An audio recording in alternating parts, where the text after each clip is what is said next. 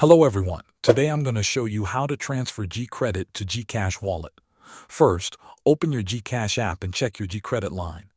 GCredit is a revolving credit facility granted by GCash through its lending partner that you can use within the app. It is not the same as your wallet cash and balance. It behaves like a credit card or a line of credit, meaning you borrow now and pay later. Now you may ask, can I transfer that GCredit amount into my general wallet balance so I can use or withdraw it like cash? The answer is no. GCredit cannot be converted or transferred to your wallet balance. It cannot be cashed out or deposited into your bank account or transferred to another user as wallet funds. It exists strictly for eligible in-app payments.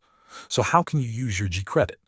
When making a purchase through GCash, paying bills, shopping in the app, or using services such as the in-app marketplace or insurance features, you may see an option to select GCredit as the payment method instead of your wallet money. Choose GCredit. Confirm the payment, and you've used your credit line. After using it, you will have an outstanding balance that you must settle by the due date. If you don't pay in time or you carry over amounts, interest or fees may apply depending on your terms. Some users have noted that while simply having the line does not incur charges if unused, using it and delaying payments triggers interest.